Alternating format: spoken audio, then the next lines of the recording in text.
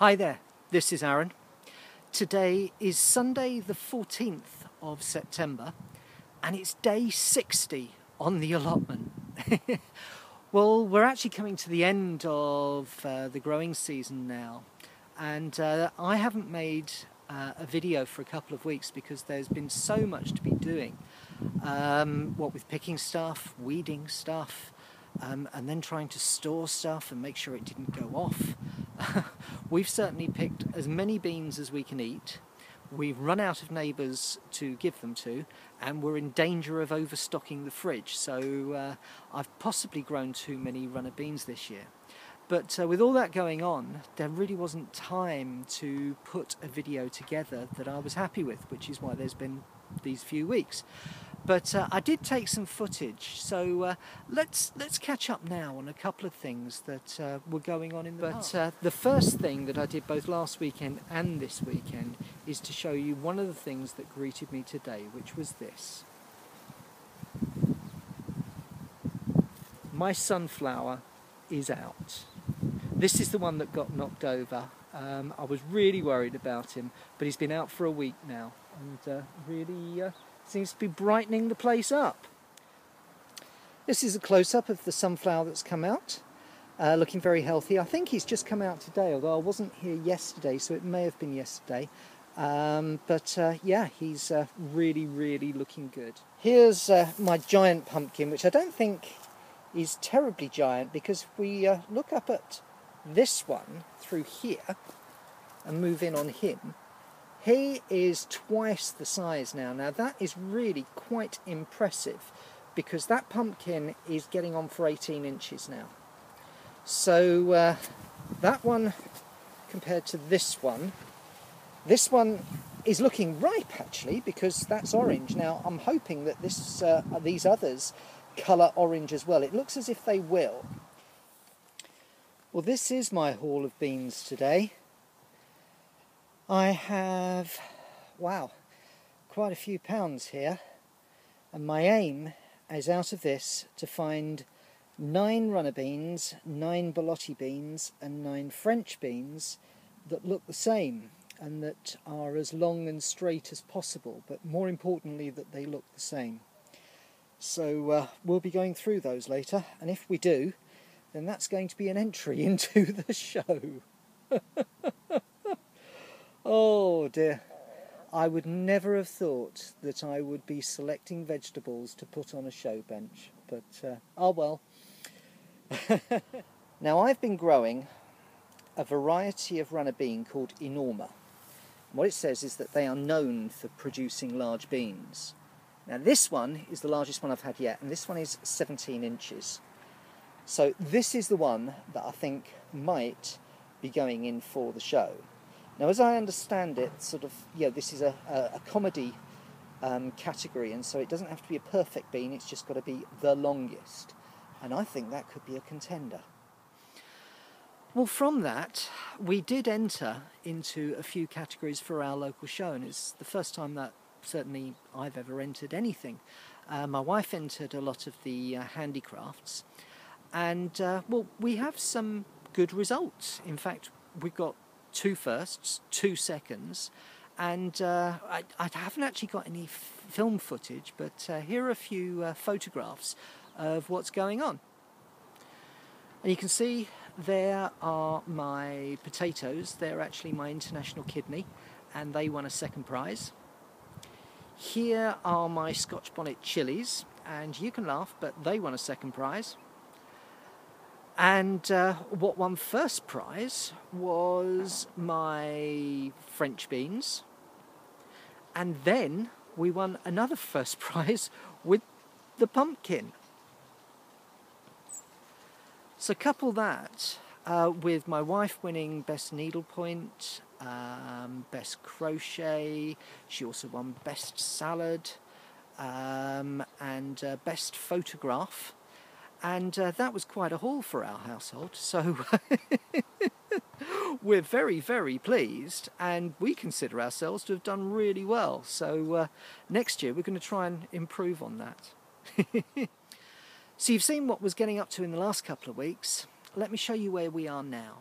Outside and you can see that my big sunflower is now in full bloom and is standing really tall. The two either side have kind of had their day, and one of them we've taken the head off, and we're likely to take the head off the other one before very long. But I am very, very pleased with this bad boy. He's really tall and he's really big. So hopefully we're going to be saving some seeds from this fella for next year. I don't know if you can see this, but this sunflower head, which is about 18 inches to 2 foot across, is actually too heavy for the plant. Now this is the other thing about sunflowers. This one would have actually been my largest of all, but he's broken away from the string that was sort of keeping him upright, and he's starting to head down to the ground. Down here is one of my lessons learned. I have got some pumpkins that are going orange, and you can see that all three of these are going orange. The one in the middle there, that was the one that won first prize. But all of these, you can see the actual plants have really died back. Now, this is mildew, and the solution for mildew is to spray it with a mixture of milk and water. And I didn't know that until it was too late. And it's probably a good idea that, you know, once you do get into August and the end of August, to do that, because the chances are that pumpkins are going to catch mildew. And so that's a mental note for next year. It's a similar story really with this squash. I know that it was Bill that said it's looking as if it's a bit low in nutrients. Now this has had some fish blood and bone, and it's also been given a good dose of seaweed feed as well. And I mean, we've got some healthy leaves on it, but others are really not looking good. But what is good is that there is a nice green cucumber there. If I come inside and show you down here, I'll move these leaves out of the way. That is another humongous cucumber in there, although that one's yellow. A lot of them are yellow, and there are more cucumbers growing.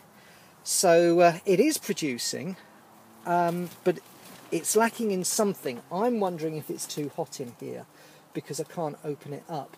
Everything else seems to be able to take the heat, but not this. It's got to a maximum temperature of 43 degrees in here and down to 7.3.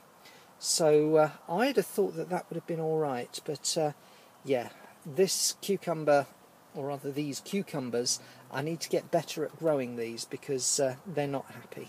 And what you can see is that some of the chilies that had not come into flower are now coming into flower. So we've got some hot weather on the way. You can see that some of them have got some little chilies on as well, which I'll be picking today. But this has been a really interesting year to learn about chilies, and it would be really great if there were some that I planted earlier this year do actually come through and produce some. But certainly there is a lot of activity going in here. Everything's having a bit of a drink at the moment, but I'll make sure I don't drown them. But yeah, there is a lot going on. Down on the bottom shelf in the corner, I've actually got one that needs more room than it's got, and so I'm going to have to do a little bit of moving around in here.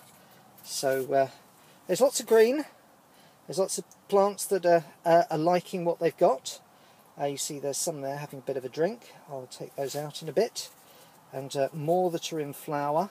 Actually that one probably could do with a bit of a feed because he's looking a little bit unhappy. But he's got flowers on him as well, so he's doing some things. There's more flowers, there's more flowers. And I get to these at the end that are doing fine as well. These are the ones that I think are going to be overwintered. So these are my candidates here. I just want to show you the beans as well, because, well, they're starting, you know, these are the Belotti beans at the end here. They're starting to die off a little bit.